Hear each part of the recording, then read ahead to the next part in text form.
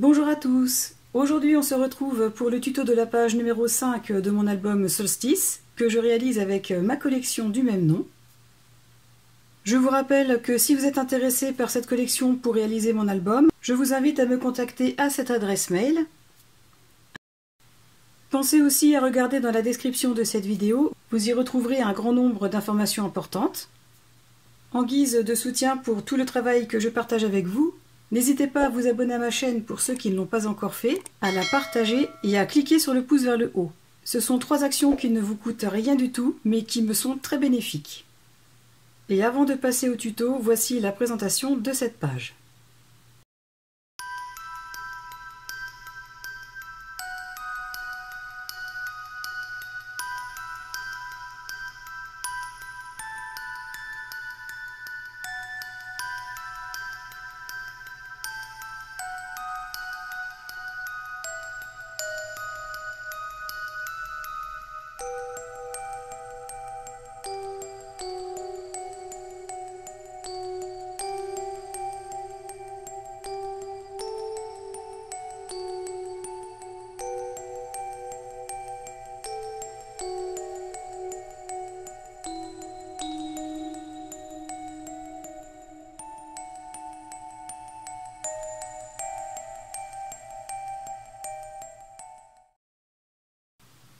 Pour la page numéro 5, je reprends 2 feuilles A4 que j'ai pliées de la même façon que pour former les 2 autres pages enveloppes précédentes, c'est-à-dire comme ceci.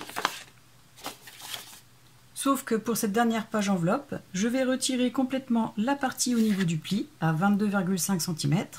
Il me restera donc le pli de 1,5 cm ici. Et pour la deuxième feuille A4, j'ai compté 1,5 cm à partir du pli qui est à 22,5 cm en partant de ce bord. Et j'ai retiré l'excédent. Ce qui me permettra de faire comme pour la première page enveloppe, rabattre cette pâte de collage à l'intérieur de la page enveloppe afin de pouvoir renforcer le bord. Je la mets en place comme pour les précédentes, c'est-à-dire que celle-ci, l'ouverture de la tranche vers la gauche, le pli de 1,5 vers la droite, et pour la suivante, le pli de 1,5 vers le bas. Je vais biseauter légèrement les pattes de collage, rabattre celle-ci sur la première feuille et rabattre cette pâte de collage derrière la page. Sans oublier bien sûr d'avoir au préalable collé cette pâte de collage à l'intérieur de la feuille. Voilà ce que j'obtiens une fois la dernière page enveloppe formée. Ici on retrouve le renfort. Nous avons l'ouverture vers la tranche sur la gauche, la pâte de collage de 1,5 cm collée vers le bas sur cette feuille, et l'autre pâte de collage collée sur l'autre feuille. Ensuite, pour réaliser les interactions qui seront présentes dans la page numéro 5, je vais avoir besoin d'une feuille A4 complète pliée dans sa moitié dans les 29,7 cm, 2 morceaux de 22,5 sur 21 cm dans lesquels j'ai fait un pli à 1,5 cm dans les 22,5, c'est-à-dire que le pli sera ici, un carré de 21 sur 21 cm. Je vais aussi avoir besoin d'une feuille A4 dans laquelle j'ai fait un pli à 1,5 et un deuxième à 22,5 cm dans les 29,7 cm. Et je vais aussi avoir besoin de chutes pour mettre en place les pop-up, mais aussi pour faire les fermetures des pochettes.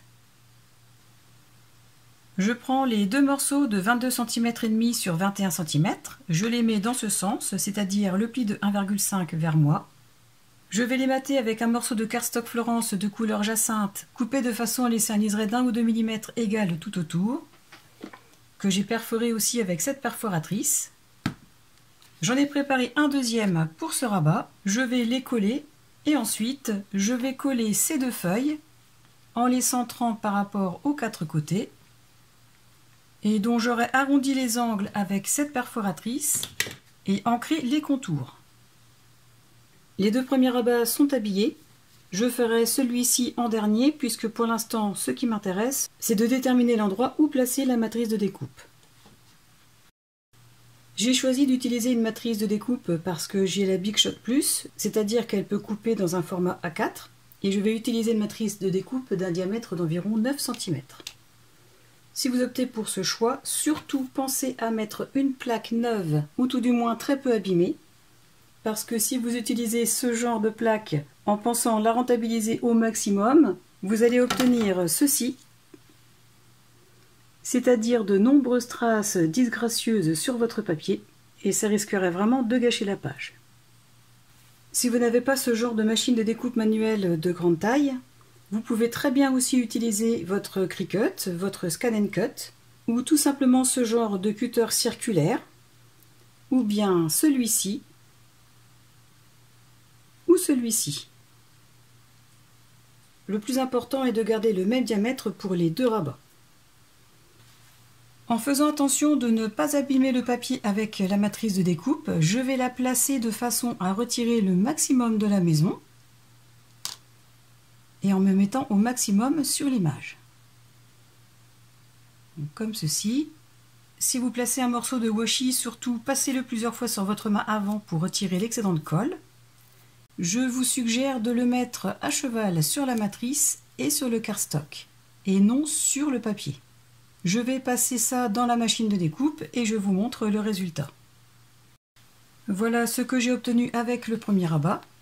Je l'ai passé déjà dans ce sens, et comme il y a quand même de l'épaisseur avec le papier et le cardstock de matage, j'ai repris le contour qui commence à se dessiner derrière, j'ai posé la matrice de découpe et j'ai passé dans ce sens. J'obtiens ceci. Ensuite, pour cette feuille, pour déterminer l'endroit où poser la matrice de découpe, je vais utiliser celle-ci sur laquelle sont déjà présents les menhirs et qui sera sur le dernier rabat. Je les superpose. Je prends la matrice de découpe. Je la positionne au-dessus des motifs de façon à en récupérer le maximum, tout en restant aussi sur la feuille, comme ceci. Je maintiens le rabat, je retire cette feuille, je pose la matrice de découpe sans trop la déplacer, je pose le washi à cheval sur le cardstock et sur la matrice, et comme pour ce rabat, je vais la passer dans la machine de découpe. Voilà ce que j'obtiens une fois les cercles découpés de ces deux rabats. Et pour finir, je prends la feuille A4 que j'ai pliée à 1,5 cm et 22,5. Je la prends dans ce sens. J'ai marqué le pli des 1,5 vers moi et l'autre pli dans le sens inverse. Sur ce côté, je vais coller un cardstock de couleur jacinthe comme ceci, que j'ai coupé de façon à ce qu'il reste un liseré d'1 ou 2 mm tout autour. J'ai perforé les angles avec cette perforatrice. Et par-dessus, je vais coller cette feuille, en la centrant bien évidemment, et comme depuis le début que j'ai ancré avec cette encre. Alors bien évidemment, rien ne vous oblige à faire comme je viens de faire. Vous pouvez très bien simplement mater avec du cardstock de couleur jacinthe et coller les feuilles de collection par-dessus. Si vous avez choisi de faire comme moi, surtout les cercles obtenus, ne les jetez pas, ils vont pouvoir servir pour créer des embellissements. Concernant le verso de ces deux rabats, je pourrais très bien les mater avec des chutes de cardstock de couleur jacinthe, mais comme j'ai peur qu'avec les systèmes pop-up cela génère beaucoup trop d'épaisseur, je pense que je vais simplement décorer les versos en utilisant ce pochoir et cette encre. Voilà ce que ça donne une fois les deux rabats décorés derrière avec le pochoir et l'encre. Ensuite, je reprends cette feuille avec le morceau de cardstock de 21 cm sur 21 cm. J'ai déjà arrondi les angles avec cette perforatrice. Dans mes chutes, j'ai récupéré deux morceaux de 3 cm sur 7 cm et j'ai fait un pli à 1,5 dans les 3 cm. Je prends bien cette feuille dans ce sens, je la retourne. J'ai placé un morceau de double face en 3 mm sur ce côté où les angles ne sont pas perforés. Je retire la protection. Je vérifie que le cardstock ne dépassera pas au niveau de ce pli. Donc ici c'est bon. Je l'aligne bien par rapport à la droite et à la gauche. Je remonte ce petit rabat. Je plaque le cardstock au maximum vers le fond. Et je ramène la pochette comme ceci. Ensuite, je prends une des deux bandes. J'en colle les deux pattes de collage. Je relève le cardstock de 21 cm sur 21 cm, comme ceci. Je place une patte de collage derrière et l'autre patte de collage sur la pochette. Je fais en sorte de bien m'aligner par rapport au haut et au bas de la pochette. Je repousse aussi le pli de cette bande au maximum vers la droite. Et j'appuie pour faire adhérer.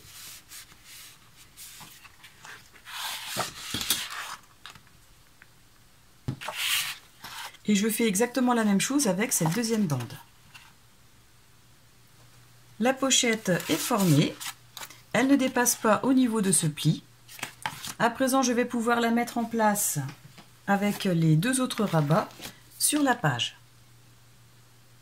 Pour assembler tous les rabats de cette page, pour éviter qu'il y ait une surépaisseur avec les pattes de collage, je vais les assembler dans cet ordre. Je vais commencer par assembler celle-là avec la pochette. Je prends la page numéro 5, l'ouverture de la tranche vers la gauche. Je ramène la patte de collage vers moi, comme ceci. J'ai légèrement biseauté les deux côtés. Je vais encoller cette patte de collage ici et la glisser à l'intérieur de la page enveloppe, comme ceci. Et je vais appuyer pour faire adhérer, comme ceci. Ensuite, je place le premier rabat, celui dont le trou est fait sur la droite. Je remonte la patte de collage vers moi. Je l'encolle.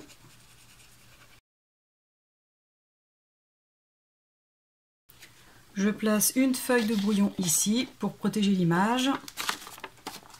Et je vais placer le pli à la limite de celui-ci.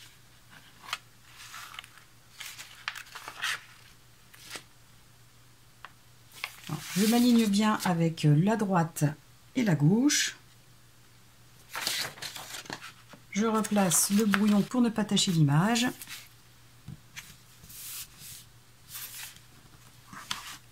Je vérifie que le pli ne soit pas trop gêné. Et j'appuie pour faire adhérer. Et pour finir la mise en place, je vais placer le dernier rabat sur celui-ci. Je ramène le pli vers le haut. Je l'encolle.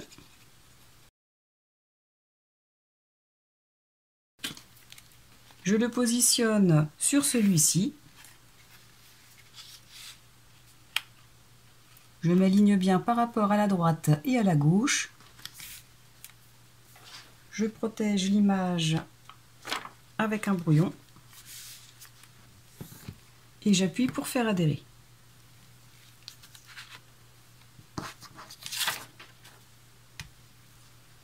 Ensuite, dans les chutes, j'ai récupéré un morceau de 4 cm sur 5 cm.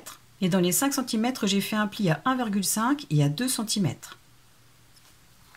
J'ouvre tous les rabats, sauf le premier.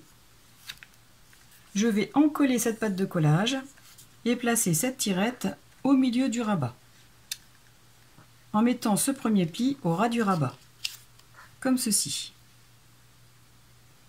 Ensuite, je prends le morceau de 6 cm de large sur 8 cm de haut, dans lequel j'ai fait un pli à 1,5 et 2,2 cm. J'ouvre le dernier rabat. Je marque les plis de ce fermoir.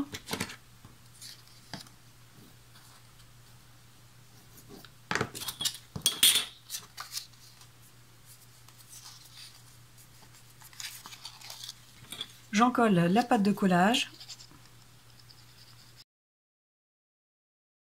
et je le place au centre de la page.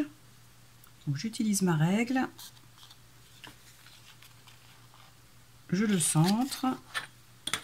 Je m'ajuste bien par rapport au bas de la page. Et une fois en place, j'appuie pour faire adhérer. Pour ne pas oublier, j'ai noté que j'allais mettre un aimant ici et aussi ici. Et ces deux fermoirs vont servir pour celui-ci à maintenir l'ensemble de la page. Et celui-ci va me donner accès à la première page que je veux voir et qui me permettra d'ouvrir au fur et à mesure les rabats pour accéder à l'image finale. J'ai placé l'aimant sous le fermoir. Je l'ai mis à environ 1 cm de ce bord et je l'ai centré. J'ai marqué l'emplacement du second, mais je ne vais pas le mettre en place tout de suite, puisque je n'ai pas encore l'épaisseur totale avec tous les pop-up. J'en ai mis un aussi ici, à l'intérieur du premier grand rabat. j'ai vérifié la polarité d'un second et je vais les poser sur un morceau de double face. Je le pose sur le premier, je ramène ce rabat sur cette partie, je l'ajuste bien par rapport aux trois côtés et j'appuie pour le faire adhérer.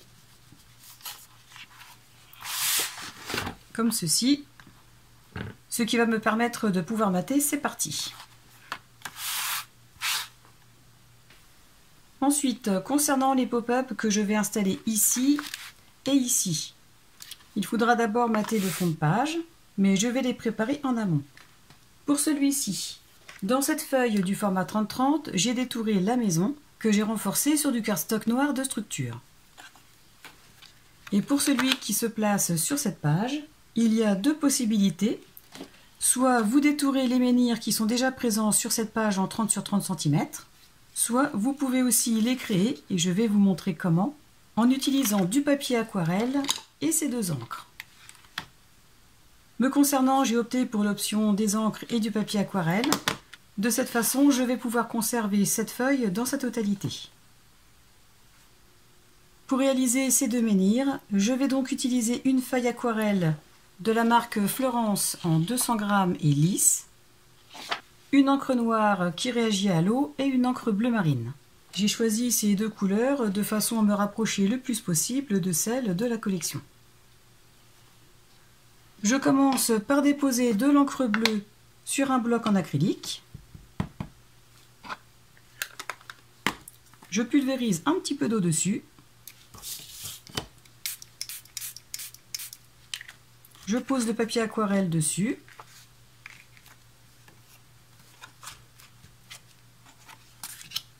Comme il n'y en a pas partout, je vais en remettre un peu, mais avant je retire l'eau. Je dépose un peu d'encre. Je mets de l'eau. Et je replace la feuille sur l'encre humide.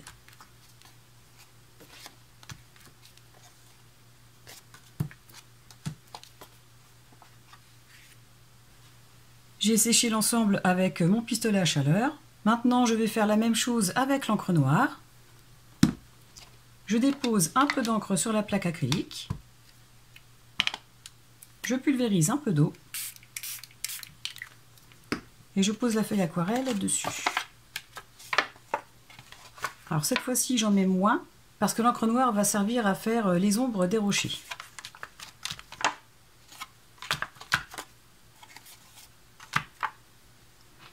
Et si le résultat me satisfait, je sèche l'ensemble avec le heat gun. Voilà ce que j'obtiens dans un premier temps. Ensuite, pour réaliser les menhirs, j'ai simplement fait un gabarit en me servant des motifs présents dans la collection. Gabarit que j'ai reporté sur le papier travaillé. Je vais les détourer hors caméra pour continuer. Voilà ce que j'obtiens. Ensuite, je reprends cette encre, l'encre Blue Navy de la marque Stamperia. Je prends une brosse et je vais en appliquer en appuyant très légèrement et de façon homogène sur les deux menhirs.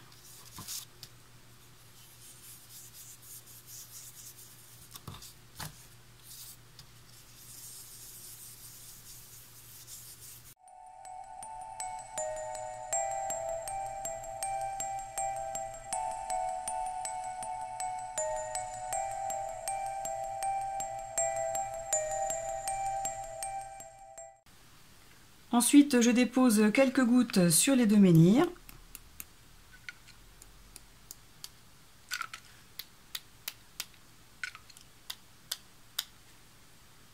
Je retire le surplus d'eau avec un sopalin.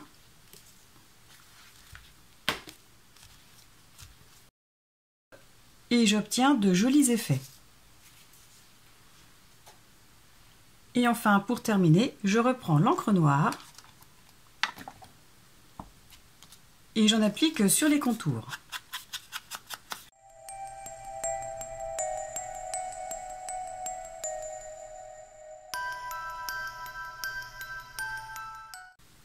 Voilà comment obtenir d'une façon assez simple deux menhirs. Et pour vraiment rentrer dans les détails, rien ne vous empêche aussi de repasser un petit peu d'encre noire à certains endroits pour marquer les ombres, pour faire un peu comme ici.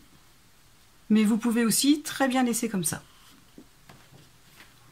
Avant d'installer les pop-up, j'ai maté le fond de page. J'ai utilisé 2 chutes de cardstock de couleur jacinthe d'environ 9,5 cm que j'ai perforé aux 4 angles avec cette perforatrice. Puis j'ai complété le matage avec une chute de ce papier que j'ai perforé avec cette perforatrice. J'ai décoré le cardstock comme depuis le départ avec le même pochoir et l'encre noire. Et à présent, je vais pouvoir commencer à installer les 2 premiers systèmes pop-up. Pour ce faire, dans des chutes de cardstock de structure, j'ai récupéré 2 morceaux de 3 cm de large sur 12 cm de longueur. Et dans les 12 cm, j'ai fait un premier pli à 3 cm, un second à 7 et un dernier à 10 cm. Avant de placer les pop-up sur la page, je vais commencer par coller les découpes. Je prends un premier système pop-up, les 3 cm vers le bas, et je vais en coller uniquement cette partie. Ensuite, je place la première découpe. Je la place à environ 1 mm à partir de ce pli, comme ceci. Je fais en sorte qu'elle soit droite et j'appuie pour la faire adhérer. J'obtiens ceci. Le pli de 3 cm en bas et les 2 autres en haut. Je fais la même chose avec celui-ci. Je mets bien les 3 cm en bas. J'en colle uniquement cette partie. Et j'y place la découpe. Comme pour l'autre, je ne la mets pas complètement vers le pli, mais à peu près à 1 mm. Je la mets bien droite. Et j'appuie pour faire adhérer. Les 2 pop-up sont prêts. Je vais simplement y ajouter une petite fantaisie pour cet album, c'est-à-dire un morceau de cardstock de 3 cm de largeur sur 4 cm de hauteur que j'ai plié en deux et collé sur lui-même, que je vais ajouter derrière en ne collant que la moitié, c'est-à-dire 2 cm, de façon à pouvoir y glisser une petite photo. Je vous montre comment je vais installer ces 2 morceaux de cardstock. J'en colle uniquement la moitié. Je le place contre le système pop-up, en le centrant bien évidemment par rapport à la forme de la découpe. Je fais adhérer. Je fais la même chose derrière celui-ci. J'en colle la moitié. Et je le place tout contre le système pop-up, en le centrant par rapport à la découpe. Et comme pour l'autre, je fais adhérer. De cette façon, une fois les 2 éléments pop-up mis côte à côte, je vais pouvoir insérer dans ces encoches une petite photo qui donnera un effet supplémentaire au pop-up. À présent, je vais les mettre en place sur la page. Je reprends la page, je prends aussi les 2 éléments pop-up. J'en colle cette petite languette de 3 cm.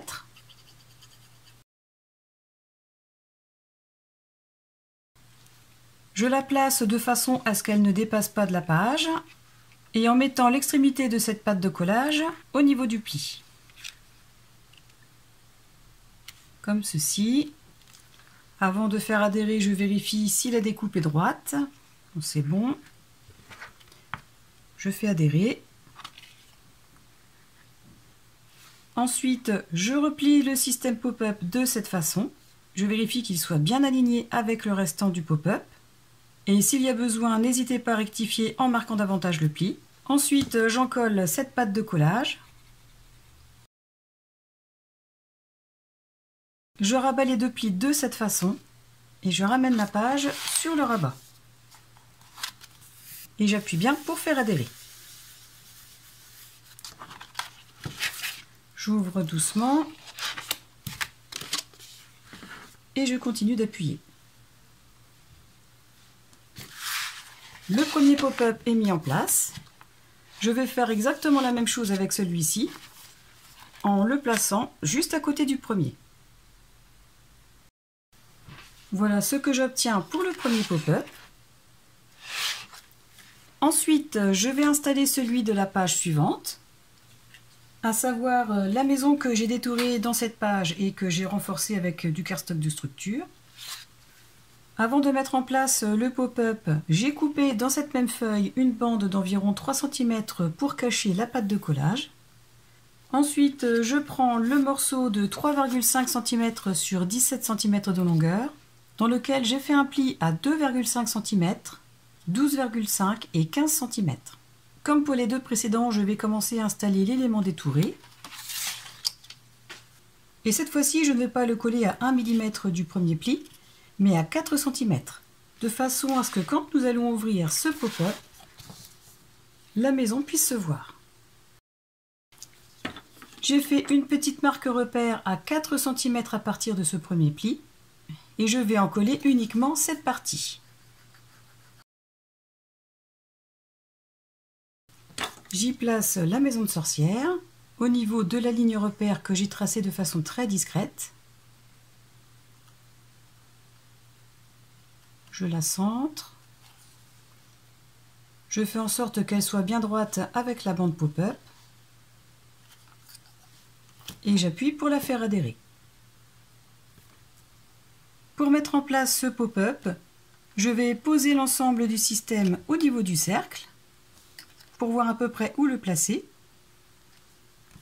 Je soulève la pâte de collage, je l'encolle,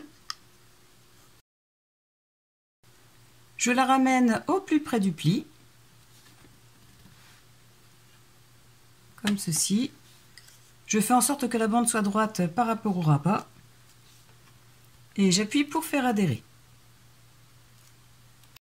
Et ensuite, comme pour les deux autres pop-up, je vais en coller uniquement cette petite pâte de collage, ramener les deux plis comme ceci et rabattre l'ensemble dessus pour appuyer. Je vais le faire hors caméra et vous montrer. Voici ce que j'obtiens une fois les 3 pop-up installés. On ouvre comme ceci, puis comme ceci, et enfin pour terminer, nous avons accès à l'image complète. À présent que les systèmes pop-up sont mis en place et que les pages et les rabats sont décorés, je vais pouvoir mettre le deuxième aimant. Comme pour tout à l'heure, j'ai vérifié la polarité et je l'ai placé sur un morceau de scotch double face. J'ajuste bien les rabats entre eux. Je ramène le fermoir sur la pochette et j'appuie pour faire adhérer. À présent, il ne me reste plus qu'à décorer toutes les parties découvertes, c'est-à-dire la pochette, l'extérieur du rabat et les deux intérieurs. Pour ce faire, je vais récupérer le maximum de chutes et m'en servir. J'ai déjà commencé à préparer certaines parties. Par exemple, ici, j'ai récupéré une chute que j'ai recoupée dans la largeur de façon à laisser un liseré d'1 ou 2 mm de chaque côté. Et étant donné qu'il y a une pochette, il n'est pas nécessaire de couvrir tout l'extérieur de ce rabat. J'ai laissé dépasser seulement de 2 ou 3 cm. Je vais la placer ici. Vous remarquez aussi que comme d'habitude, je l'ai perforée avec cette perforatrice. J'ai continué à utiliser cette feuille en me servant de cette partie que je vais coller sur le cardstock en le centrant par rapport aux 3 côtés. Pour habiller la pochette, je vais aussi couper dans mes chutes un morceau pour la couvrir en la perforant comme les autres cardstock. Et pour l'intérieur, je vais tout simplement couper des morceaux de cardstock de couleur jacinthe de façon à faire 2 bandes de chaque côté et à compléter le matage avec des chutes de la collection. Et je vais aussi décorer l'intérieur et l'extérieur de ces 2 fermoirs. Je vais faire tout ça hors caméra et je vous montre le résultat. Voilà ce que j'obtiens une fois la page complètement décorée. J'ai optimisé l'utilisation des chutes en plaçant ici et ici, aussi bien les chutes de cardstock que les chutes de la collection. L'intérieur est habillé aussi. Pour cette dernière page, je ne sais pas si je vais rajouter quelque chose comme un élément en 3D ou pas. Je verrai ça à la fin. Comme la décoration finale que je ferai en me servant entre autres des découpes présentes dans la collection. Et sans oublier bien sûr d'y placer la grande carte que j'ai réalisée avec la feuille A4 pliée en 2, que j'ai recoupée à environ 1,5 cm.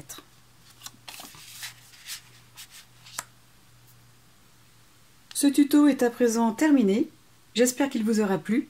En tout cas, l'album commence à prendre tournure et est presque terminé. Je vous rappelle que vous pouvez commander ma collection pour réaliser cet album en me contactant à cette adresse mail. N'hésitez pas non plus à me dire en commentaire ce que vous avez pensé de cette page. Comme d'habitude, si vous avez aimé cette vidéo, pensez à cliquer sur le pouce vers le haut, à vous abonner à ma chaîne pour ceux qui ne l'ont pas encore fait, et à la partager pour me soutenir. En attendant la prochaine vidéo, je vous souhaite à tous de passer une excellente journée et je vous dis à très bientôt. Au revoir!